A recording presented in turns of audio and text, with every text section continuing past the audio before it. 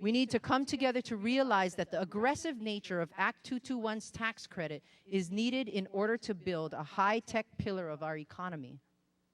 Act 221 is a complicated machine with many gears that works to convince people, companies, technologies, research, and money to invest in Hawaii.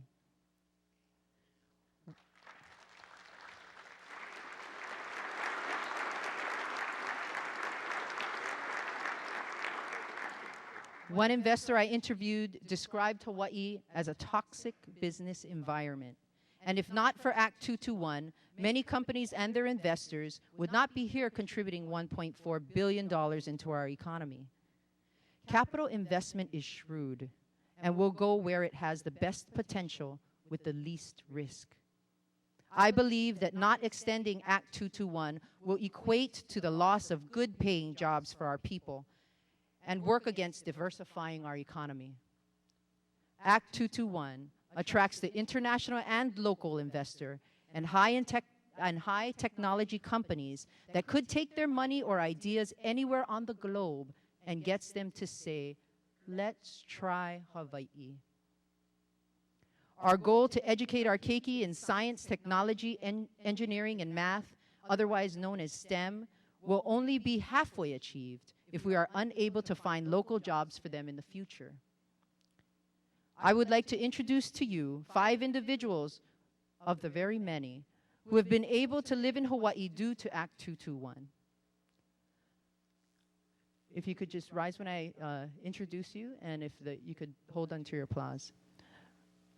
Tamatsu Hirai, laboratory technician at Kymberly Agrosystems, has been able to live close to his family and has the job he desires in this field of work. Terry Wong, scientist at Panthera Biopharma, is an Aiea High School and Washington State graduate. Darren Kimura, CEO of Sopagy, a leader in micro CSP technologies, born and raised in Hilo. Keiki Pua Dansil, a Kamehameha graduate, was brought home as a director of research and development after graduating from Santa Clara University, Harvard Business School, and earned her PhD from UC San Diego. And Hank Rogers, CEO of Blue Planet Software, who studied computer science at our University of Hawaii and successfully sold his first 221 company and now has 3 new ones in his incubator. Everybody, let's welcome them.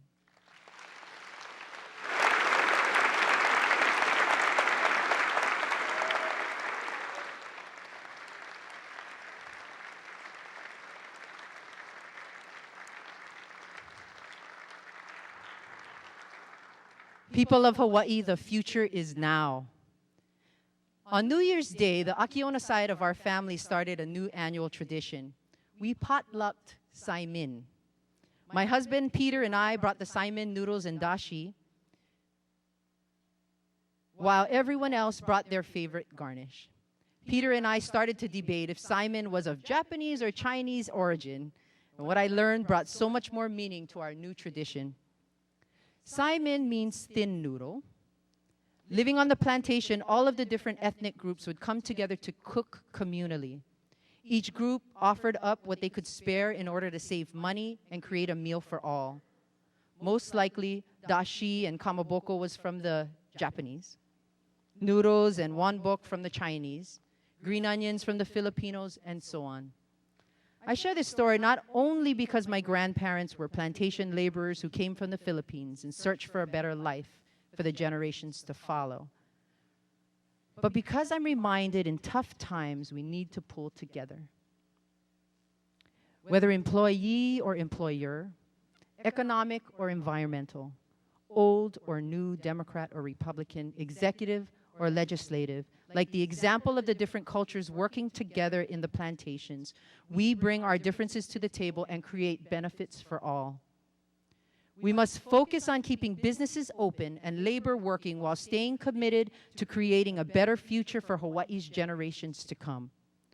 Tough times are here, but if we are committed to coming together, we will forge a better tomorrow. Mahalo and aloha.